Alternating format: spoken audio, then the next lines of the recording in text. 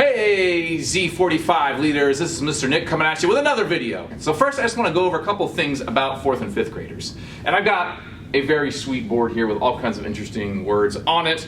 And the first one is unique. The thing we want to remember about 4th and 5th graders is that they are at a unique age, they're a unique group, and they have unique needs and unique characteristics, right? They're not quite kids, but they're not quite teenagers, they're somewhere in between. So, a couple things I want you to remember when you're working with 4th and 5th graders is one, think.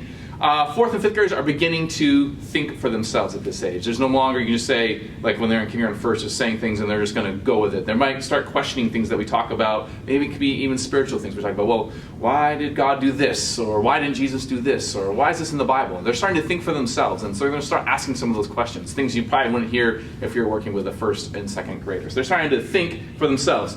Number 2 is transition. I kind of just mentioned that earlier, but 4th and 5th graders are beginning that transition from kids to teenagers, to adolescents, and they're kind of in between, right? And they'll bounce back and forth. And I've seen a lot of this when we worked with our 4th and 5th graders, is at times they can be super mature and really engage in something and be awesome at it, and you're like, wow, they're growing up. And then within that same night or within the next week, they are back being, super immature, not as responsible, and like, what are they doing? Aren't these guys 9, 10, 11, 12-year-olds? And you're like, what's going on here? So they kind of bounce back and forth. And one of the things I've started to realize is a lot of them are, they're taller, they're bigger, and you look at them and you're like, oh man, they must be more mature and like be able to handle some of the things, and they're not quite there yet. So they're in a state of transition, right? So we sometimes, maybe we have our expectation of them, and because they're 4th and 5th graders, but knowing that, they are still transitioning. They still spend time in that childhood age and that childhood phase, and sometimes they're in that teenage phase. So they're just transitioning back and forth.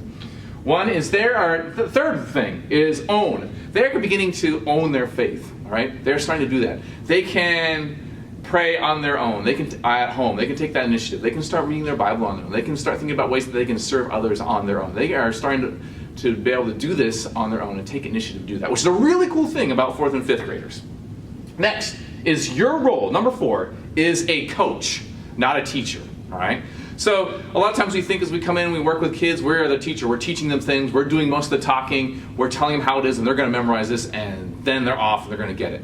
In 4th and 5th graders, and really in all of Kids Core, we want us as leaders to play more of the role as a coach, all right? We're guiding them, we're mentoring them, but as a coach, when they are in the game of life, they are on their own making their own decisions, all right? And so we want to coach them. And so when we, as a coach, we're guiding them, we're asking questions, we are leading them, but we're also being more of that mentor role. We're doing a lot of listening. We're asking a lot of questions, all right? So especially when you're small group time, think of yourself as a coach, all right?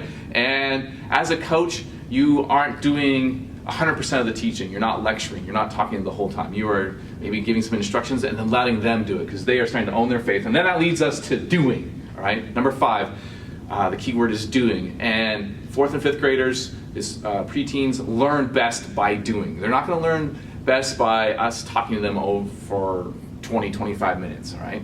So they learn best by doing. So all our activities in small group are going to be revolved around you giving a little bit of instruction as a coach and then letting them do that. Think about as a basketball coach, you give them a drill to do, you teach it, and then you have them run it, all right? And then you give them some tips as they go. It's the same thing in our small group times. You're going to be coaching them. We're going to give you that stuff. You're going to coach them. You're going to guide them, and then they're going to do it, all right?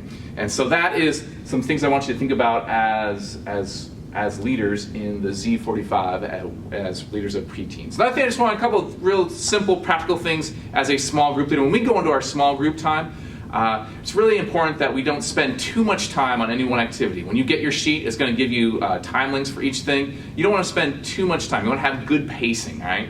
Even if something's going really well and it's a great game and it's really flowing great, you don't want to spend too much time on it, because then if you spend too much time on it, you're not going to get to the other parts of the lesson or the other parts of the small group activity. So really watch your pacing, all right? And make sure that everyone is staying engaged. If you have a kid that's not saying too much, make sure you're intentional about allowing them to speak or allowing them to be involved. And the same on the flip side, if you have someone who's talking a whole bunch, you want to work on just carefully and gently redirecting them and allowing other people to speak.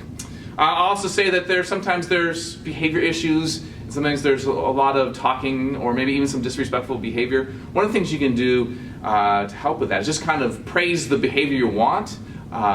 Maybe setting those guidelines at the beginning. When you get your sheet, small group activity sheet, you'll see in there 3 rules for leading our small group time. And one is like listening, it's paying attention, it's respecting others, and just kind of going through those and asking that of your kids during that time. And if there's any problems, please let me or another staff member know that's floating around, and we'll be there to help you. So preteens are a unique group. They're an awesome group. 4th and 5th graders are a lot of fun. I enjoy working with them personally, and thank you for doing that. Hopefully this helps, and we'll learn more as we go along throughout the semester. Thanks again for serving. I'll see you soon on a Wednesday night.